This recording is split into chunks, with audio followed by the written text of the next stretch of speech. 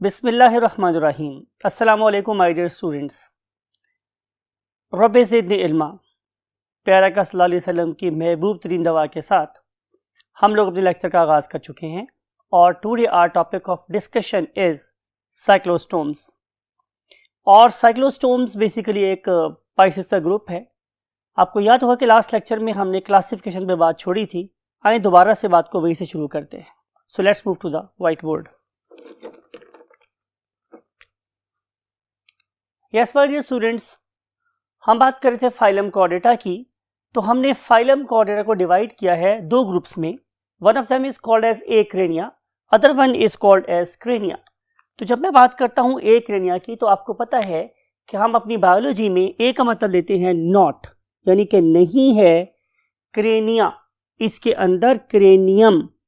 Cranium मेरे पास क्या है? एक ऐसा बॉक्स जो मेरे ब्रेन को एनक्लोज करता है। तो इन ऑर्गेनिजम्स के पास डेफिनेट ब्रेन जैसी कोई चीज नहीं है, इसलिए हमने इसे क्या रखा? एक्रेनिया। अब इस पर्टिकुलर एक्रेनिया की हमारे पास दो मेन टाइप्स हैं। One of them is called as a cephalochordates. Cephalochordates यानी कि ये ऐसे कॉर्डेट्स थे कि जिनके पास ब्रेन अभी और अपनी एवोल्यूशनरी स्टेजेस में बहुत प्रिमिटिव है, लेकिन बहरहाल किसी हद तक इनमें की चीज पैदा रही। तो नाम रखा इसका क्या? सेफ्लोकॉर्डेट्स। दूसरे नंबर पे मेरे पास क्या है? यूरोकॉर्डेट्स, जो उनसे भी ज्यादा क्या है? प्रिमिटिव हैं। तो ये दो ग्रुप्स जो थे किसमें प्रेजेंट थे? एक्रेनिया में। लेकिन ऑन द अदर हैंड जो मैंने इनका दूसरा ग्रुप बनाया उसका नाम क्या था? क्रेनिया। इसका मतलब ये है कि दे हैव गॉट अ ब्रेन। और ब्रेन मेरे पास कब बनेगा? कि जब मेरी बेसिक बायोलॉजिकल डिमांड्स पूरी करने के बाद अभी भी बहुत ह्यूज नंबर में एक्स्ट्रा अमाउंट में पड़े हुए हैं क्या? Intermediate neurons.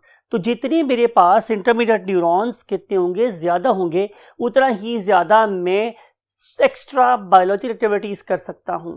What is meant by biological activities? इससे बड़ा सिंपल ही है हमारे स्टूडेंट्स कि मैं सो रहा हूं, मैं खा रहा हूं, मैं पी रहा हूं, मुझे प्यास लग रही है, राइट, मेरा एनिमी मेरे पे अटैक कर रहा है, मुझे उससे बचना है, वगैरह वगैरह। इस तरह की जो सारी बातें हैं, these are the basic biological demands. लेकिन जब मैं बात करता हूं हाई ऑर्डर लर्निंग की, जब मैं बात करता हूं कॉग्निशन की, जब मैं बात करता हूं रीजनिंग की, जब मैं बात करता हूं लिंग्विस्टिक्स की, तो ये है मेरे पास basically extra biological you can say activities. तो जिन ऑर्गेनिज्म के पास एक्स्ट्रा बायोलॉजिकल एक्टिविटीज करने के अलावा सोचने के लिए क्या प्रेजेंट होंगे? Extra number of intermediate neurons. तो अल्लाह ताला क्या करेंगे? उन न्यूरॉन्स को प्रोटेक्ट करने के लिए ब्रेन बॉक्स बनाएंगे। तो जिन ऑर्गेनिज्म के पास ये ब्रेन बॉक्स भी इंक्रेडियम प्रेजेंट है, उन सबको हमने कहाँ प्लेस कर दिया है? क्रेनिया। अब ये बात अलग है कि किसी ग्रुप ऑफ ऑर्गेनिज्म में जो क्रेनियम है वो छोटा है और किसी में ज़ाहिर है बड़ा है। और कोर्स ऑफ एवोल्यूशन में डेफिनेटली एक वो स्टेज आएगी कि जब इंसान क्रिएट हो जाएगा तो आप बोलेंगे लक़द खलक़नल इंसान फ़ी अहसनि तक़वीम। लेकिन बहरहाल बाकी ऑर्गेनिज्म के अंदर भी ब्रेन इज प्रेजेंट। वो अलहदा बात है कि ब्रेन छोटा है, not that sufficient to carry out activities like human activities, right? अब हम बात करेंगे क्रेनिया के अंदर हमने जिस ऑर्गेनिज्म को प्लेस किया हुआ that is called as a vertebrates. और वर्टिब्रेट्स का मतलब आपको पता है कि इनके पास प्रॉपर एक क्या प्रेजेंट होगी? वर्टिबल कॉलम प्रेजेंट होगी। तो जिन ऑर्गेनिज्म के पास वर्टिबल कॉलम प्रेजेंट हो, जब नाम कर देते हैं वर्टिब्रेटा।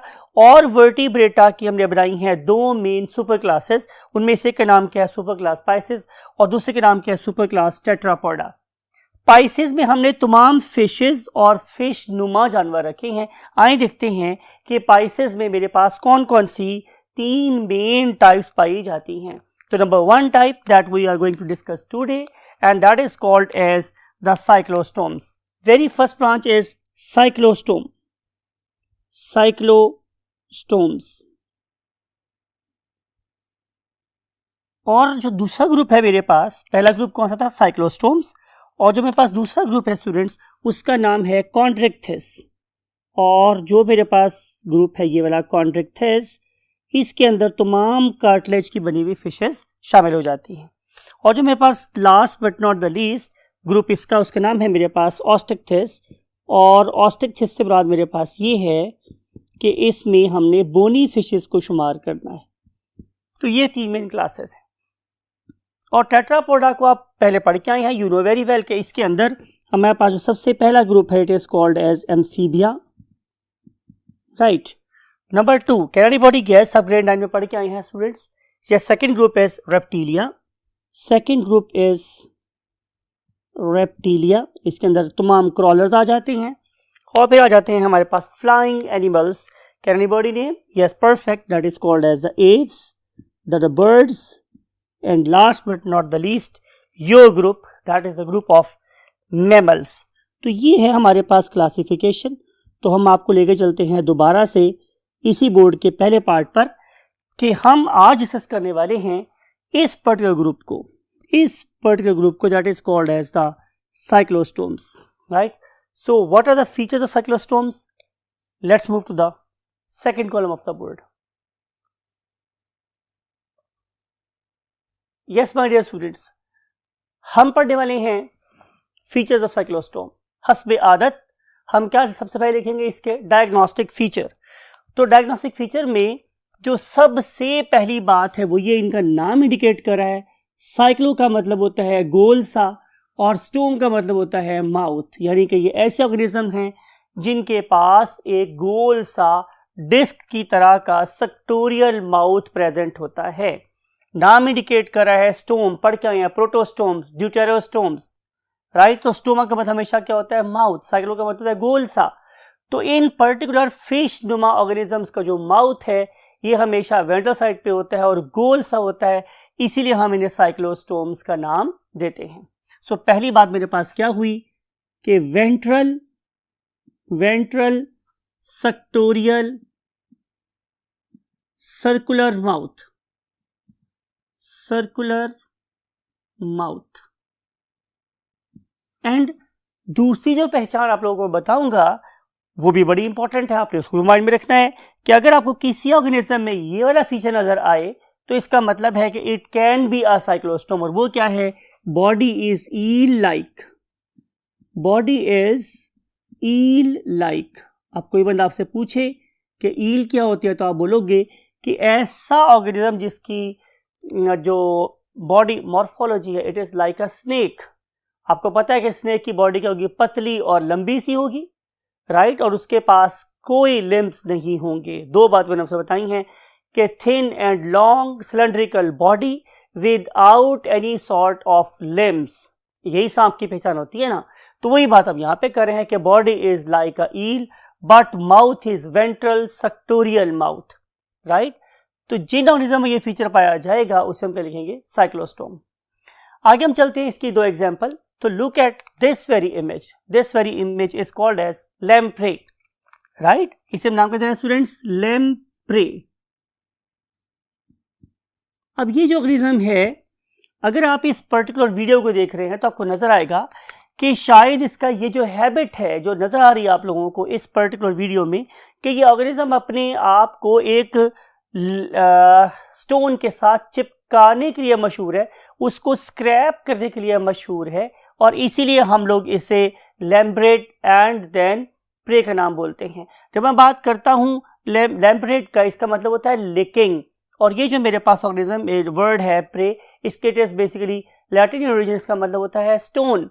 तो एक stone licking fish, we should write its meaning, stone licking fish. लगता है कि जैसे ये बार बार पत्थर चाट रही है। इस पर्टिकुलर फिश को हम लोग नाम क्या देते हैं? लैम्प्रे। और जो दूसरा ग्रुप आप लोगों को यहाँ पे नजर आ रहा है that is called as the hagfishes. Hagfish. अब अगर आप इस पर्टिकुलर ऑर्गेनिज्म के माउथ को देखें, मैंने आप लोगों के लिए यहाँ पे इसके 3 डिफरेंट इमेजेस लगाए हैं। आप देख रहे हैं कि इस पर्टिकुलर फिश का माउथ क्वाइट हॉरिबल, बड़ा हॉरिबल सा है। खास तौर पे अगर आप इसके ऊपर लगे हुए टेंटिकल्स के अरेंजमेंट को देखें, टेंटिकल नुमा के अरेंजमेंट को देखें तो it is really horrifying. Plus अगर आप इसको देखें तो इसका माउथ वेंट्रल साइड पे है और इसके माउथ के हमारी तरह से 2 हॉरिजॉन्टल नहीं 2 वर्टिकल लिप्स हैं, और इन वर्टिकल लिप्स के साथ आप लोगों को बहुत सारी क्या नजर आ रही हैं? बहुत सारी स्पाइंस, टूथ टिप है, यानी कि बहुत सारे काइटरस किस्म के स्पाइंस नजर आ रहे हैं, इसके ऊपर कांटे नजर आ रहे हैं इसके लिए, राइट। तो ये है मेरे पास दूसरा ग्रुप इन पर्टिकुलर साइक्लोस्टोम्स का। लेकिन आप लोगों को लैम्प्रे का माउथ ज्यादा सर्कुलर और सर्कुलर नजर आता है as compare to these hagfishes. Hagfishes के माउथ वर्टिकली बॉडी के पैरेलल स्लिट है और इसके साथ दो होंठ नुमा चीजें नजर आ रही हैं जिसके ऊपर बहुत सारे काइटिनस टीथ नजर आते हैं। Now look at their habitat. Habitat की बात की जाए तो जाहिर है ये सारे के सारे ऑर्गेनिज्म एक्वेटिक इन नेचर हैं। आपको पता है कि जब हम वर्ड यूज करते हैं एक्वेटिक तो इसका मतलब ये है कि these organisms are water dweller, ये पानी में रहते हैं। अब पानी की मेरे पास दो किस्में होती हैं, उनमें से एक का नाम मेरे पास क्या होता है, डेफिनेटली फ्रेश वाटर। तो बिल्कुल इसमें बहुत सी जो फिशेज हैं, बहुत सी जो स्पीशीज हैं वो फ्रेश वाटर में रहती हैं और बहुत सी जो फिशेज होती है डेफिनेटली वो मेरे मेरीन वाटर में भी रहती हैं, मेरीन वाटर। अगली बात कि इन ऑर्गेनिजम्स का एक और बिहेवियर भी होता है कि ये वाले ऑर्गेनिज्म अपनी ज़िंदगी के पहले 4 साल किस में गुजारते हैं, सॉल्टी वाटर में गुजारते हैं और उसके बाद ये एक ख़ास किस्म का बिहेवियर शो करते हैं जिसे हम लोग एनाड्रोमस बिहेवियर बोलते हैं। इसका मतलब ये है कि 4 साल that is basically their larval stage, उस पर्टिकुलर स्टेज तक पानी में रहने मरीन वाटर में रहने के बाद now they begin to migrate in upper, you can say river, upper waters of the river, upper streams of the river। तो इस किस्म के बिहेवियर को हम लोग एनाड्रोमस बिहेवियर बोलते हैं। क्या लिखते हैं हम लोग सुनने से, anadromous behaviour, anadromous behaviour in the terms of their habitat, they pass the first years of their life in, you can say, oceans and then begin to migrate in the upper waters, right? Now we want to discuss their general behavior. Look at their basic morphology। जैसे मैंने बोला कि इनकी basic morphology कैसी है, definitely body is eel like, body is eel like. लेकिन snake में और इसमें फर्क क्या होता है कि स्नेक के एंड पे कभी टेल प्रेजेंट नहीं होती, लेकिन इनके एंड के ऊपर बिल्कुल एंड पर, कौन से एंड पे, डेफिनेटली पोस्टीरियर एंड पे there is a proper propulsive what tail और fin that will definitely help these organisms to propagate more actively in the water। And then very important feature जो basically इन organisms को बाकी दो classes से separate करने में हमारी हेल्प कर रहा होता है।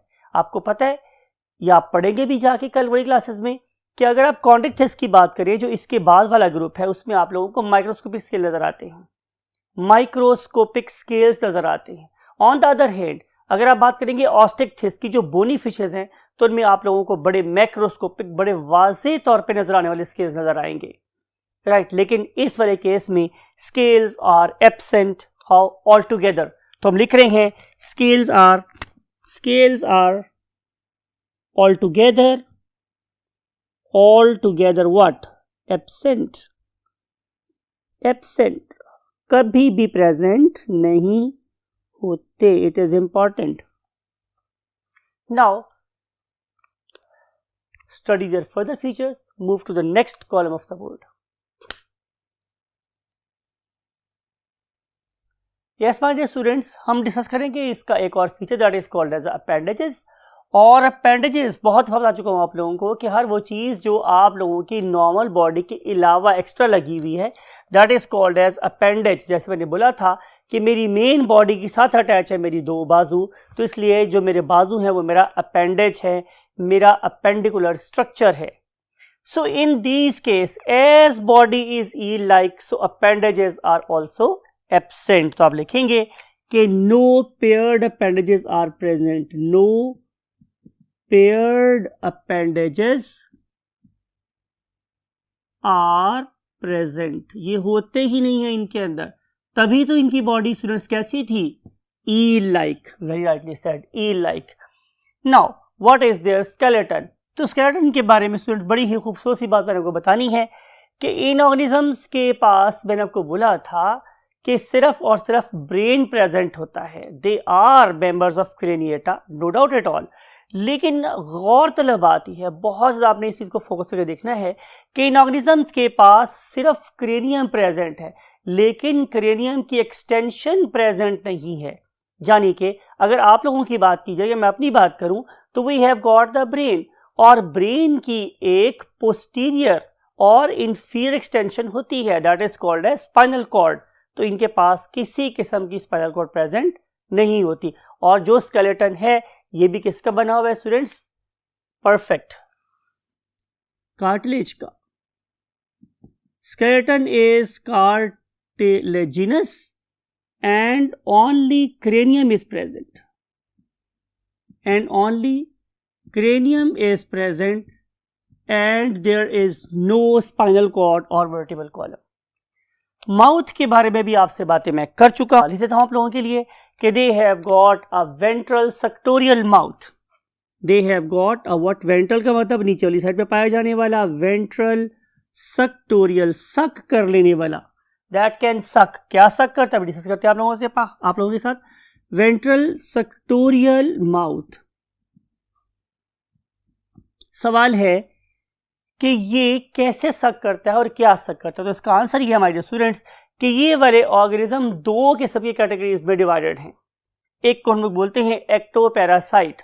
When ever I use the term ecto, इसका मतलब है कि सरफेस के ऊपर से पीने वाले, राइट जैसे कि हमारी जुएं हैं, जो हमारी जुएं हैं वो भी हमारी स्किन के ऊपर से ब्लड को सक कर रही होती हैं।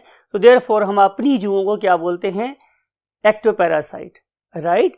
तो हम बात करेंगे यहाँ पे वेंट्रल सेक्टोरियल माउथ की कि इनमें से बहुत सी ऐसी साइक्लोस्टोम्स भी हैं जो अपने लिविंग हॉस्ट की सरफेस से फीड कर रही होती हैं। इस पर्पस के दौरान इनको क्या दिया है? डेफिनेटली माय डियर स्टूडेंट्स एक ऐसा सब्सटेंस जिसे हम नाम के देते हैं लोकल एनेस्थेटिक सब्सटेंस।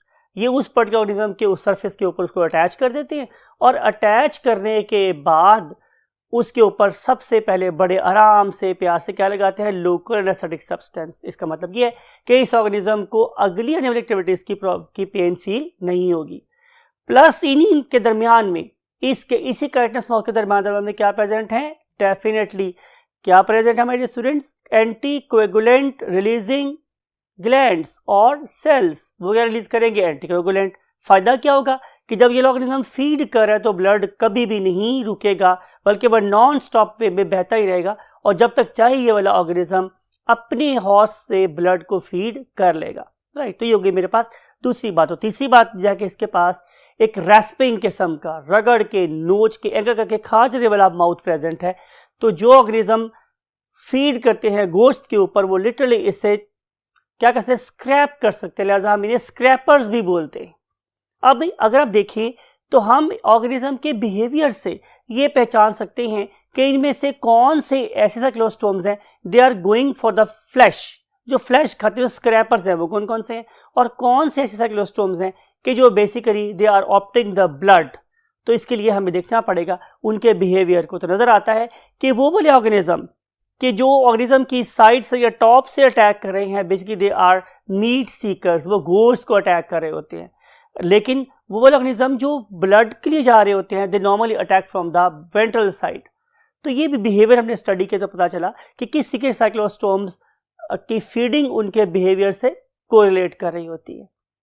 सो ये हैं बातें कुछ इसके माउथ के बारे में। अब हम चलते हैं स्टमक की बात करेंगे। तो क्या ख्याल है स्टूडेंट्स, जब एक ऑर्गेनिज्म ने सिर्फ और सिर्फ ब्लड ही फीड करना होगा तो क्या उसमें स्टमक होगा? तो आंसर इज नो। तो स्टमक इज एब्सेंट। तो यहां पर लिखेंगे स्टमक इज एब्सेंट।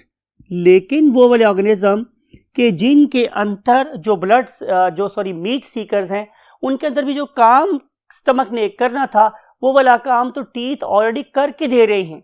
तो इस लिहाज से भी कि इतना ज्यादा प्रोमिनेंट और मस्कुलर स्टमक उन ग्रुप्स में भी क्या है? एब्सेंट है। However it is bit more developed as compared to the blood seekers. Now we want to see the respiration. अगर मैं आपको रेस्पिरेशन के बारे में कुछ कहूं तो आप फौरन पहचानेंगे कि सर डेफिनेटली ये एक्वाटिक ऑर्गेनिज्म है तो इनके पास गिल्स ही प्रेजेंट होंगे। तो परफेक्ट, गिल्स आर प्रेजेंट और यहाँ पे 6 to 14 pairs of gills present होते हैं। Quite a huge number 6 to 14 pairs of gills are present. और आप डेफिनेटली ग्रेड 9 में पढ़ के आए होंगे कि ये माउथ से पानी को अपने अंदर लेके जाते हैं, अपनी ओरल कैविटी को डिप्रेस करते हैं and water is forced the pharyngeal region. और उस फ्रेंजियल रीजन में it will take the lateral position, mean साइडों की तरफ पानी मूव करेगा और डेफिनेटली इसके गिल बार्स और गिल लैमेली को क्या करता हुआ, नहलाता हुआ, उसको एयरेट करता हुआ water will then come out through the visible what gill slits. यानी कि इस वाले केस में हम तसव्वुर भी नहीं कर सकते कि इनके पास किसी किस्म का क्या प्रेजेंट होगा। Anybody can guess. ओपर्कुलम, आपको आप पढ़ के आएंगे, ये बात आपको पता है कि फिश के गिल्स के ऊपर जो फ्लैप, बोनी फ्लैप लगा होता है, दैट इज कॉल्ड एज ओपर्कुलम। तो चूंकि ये फिशेस तो हैं ही कार्टिलेज, तो इसके अंदर कभी भी ओपर्कुलम प्रेजेंट नहीं हो सकता, तो gills are visible. And now we want to discuss the circulation. और सर्कुलेटरी सिस्टम के बारे में भी आपने याद रखना है कि their behaviour is like fishes. और उसमें क्या है कि number 1, they have got a closed circulatory system. इनके पास एक क्लोज्ड सर्कुलेटरी सिस्टम प्रेजेंट होता है। ये हो गई मेरे पास पहली बात। इसका मतलब ये है कि they will bear one heart, right, and they will have arteries, then they will have capillaries, and finally they will have veins. तो यही फीचर्स होते हैं हमारे क्लोज सर्कुलेटरी सिस्टम के। बाकी सारी बातों की इतनी खास इंपॉर्टेंस नहीं है, लेकिन आपने बहरहाल इसके हार्ट के बारे में जरूर लिखना है कि they consist of only one atrium. इनके पास सिर्फ एक एट्रियम है और इनके पास एक ही वेंट्रिकल है। और आपको पता है जब मेरे पास एक ही वेंट्रिकल होगा और एक ही एट्रियम होगा तो मुझे इस हार्ट के लिए एक नाम लिखना चाहिए, और वो नाम क्या है? Venous heart. यानी कि इसका जो हार्ट है, it is going to receive and pump impure blood only, therefore it is venous heart। लिख देता हूं ताकि आप मिस ना कर दें कोई वर्ड, venous heart। चलते चलते हम पहुंचे आज की आखिरी बात की तरफ, और वो क्या है? रिप्रोडक्शन। अगर मैं रिप्रोडक्शन की बात करूं तो मुझे उसमें 3-4 पैरामीटर्स को माइंड में रखना है। Number 1 is their sexes. अगर मैं सेक्सेस की बात करूं तो इन ऑर्गेनिज्म के मेल और फीमेल सेपरेट होते हैं। यानी कि मेल एक अलहदा ऑर्गेनिज्म है और जो फीमेल है वो एक अलहदा ऑर्गेनिज्म है। लेकिन जब मैं बात करता हूं हैग फिशेस की, मैं लिख रहा हूं बट, ठीक है, बट जो हमारी हैग फिशेस होती हैं, आपने देखा था कि जो हैग फिशेस थी उनके बड़े खौफनाक किस्म के माउथ टोटल डिस्क थी। और अगर मैं आपको एक मूवी याद करूं, उसका नाम था ट्रेमर्स, तो शायद जो ट्रेमर मूवी थी वो भी किसी हैग फिश की शक्ल से मुतासर होकर शायद बनाई गई थी। तो बहरहाल ये जो हैग फिशेस होती हैं, they are not you can say having different sexes or different organism, but they have both sexes in the same organism। यानी कि टेस्टिस भी ओवरी भी एक ही ग्रुप में प्रेजेंट हैं। तो ऐसे ग्रुप को हम नाम क्या देते हैं? यस, परफेक्ट, हमें नाम देते हैं hermaphrodites।